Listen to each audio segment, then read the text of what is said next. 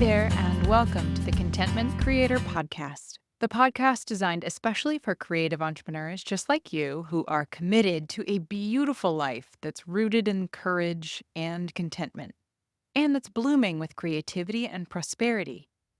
I'm your host, Ellen Broen, a certified life coach, a singer, a mother, and a lover of alliteration, dogs, and deep conversation.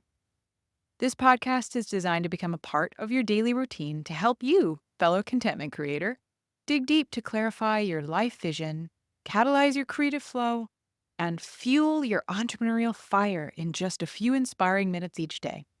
Each episode will focus on how it truly is possible for you to be and have all that you desire through leveraging creative and courageous perspectives and practices.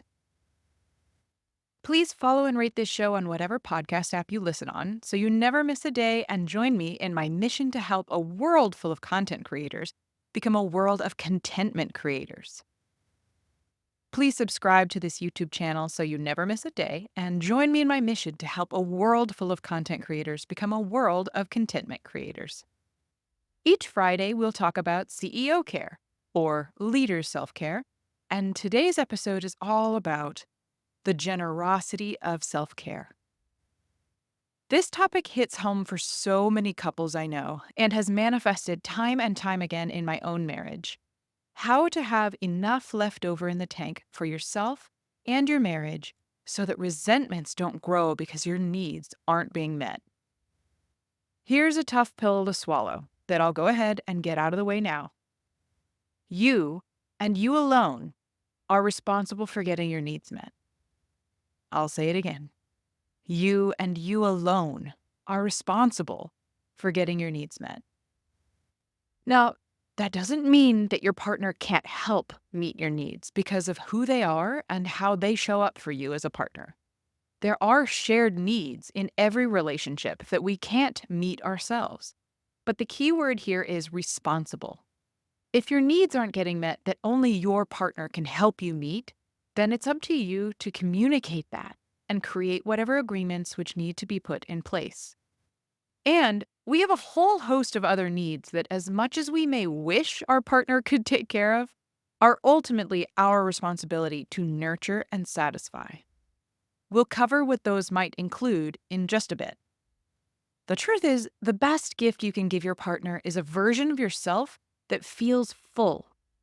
Imagine quality time where both of you are bringing your best energy to the table.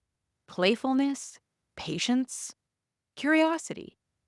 Now, contrast that with evenings where you're both so tapped out, the only thing shared is the unspoken agreement to silently scroll through your phones. Self-care creates reserves that allow you to pour into your partner from a place of joy, not obligation. And let's face it, time spent with a joyful, present partner is a lot more replenishing to the soul than time spent with a burned-out shell of one. So here's what I've noticed among my clients. In heterosexual relationships, men often martyr themselves by overworking to provide financially, while women tend to martyr their emotional and physical needs to feel like they're enough. Both behaviors come from love and a desire to give, but they backfire because they hold themselves to a standard that feels never enough to themselves, and they end up pushing away their partner. Men come home exhausted, emotionally checked out, and unable to connect. Women, depleted from neglecting themselves, start seeking validation in ways that strain the relationship. Or worse, they hold it all in until it spills over as resentment. Martyrdom is like trying to fix a leaky faucet by turning off the entire water supply. Sure, you've solved one problem, but now nothing's flowing at all. So what do we do about this? How do we prevent resentment and disavow martyrdom by meeting our needs? First of all, it's worth saying that I don't think we martyr ourselves consciously. We don't wake up one day and say, I'm going to martyr myself for my spouse today. It happens more often because we aren't aware of our unmet needs.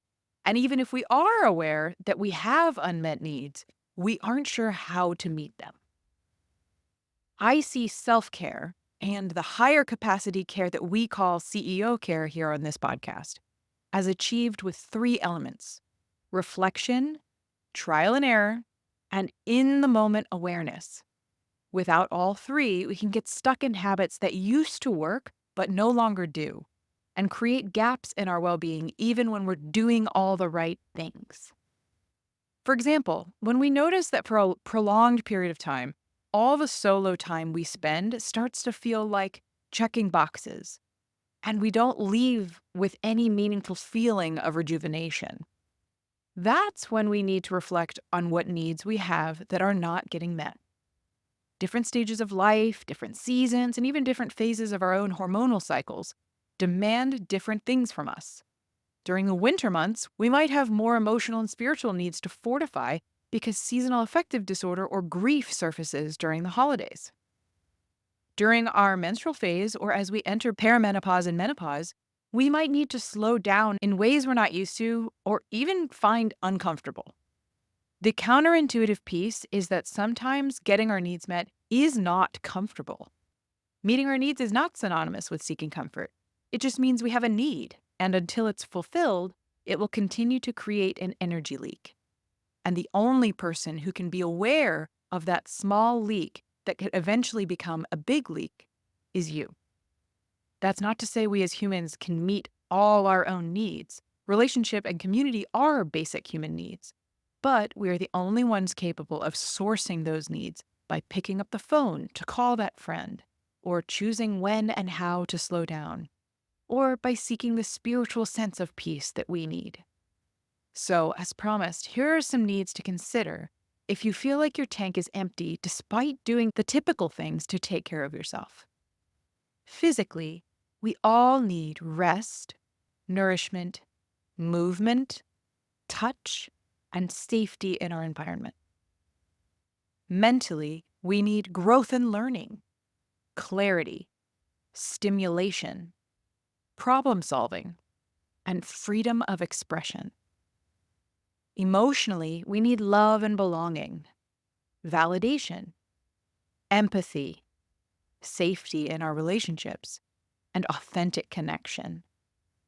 Spiritually, we need a sense of purpose, connection to something greater, gratitude, inner peace, and hope.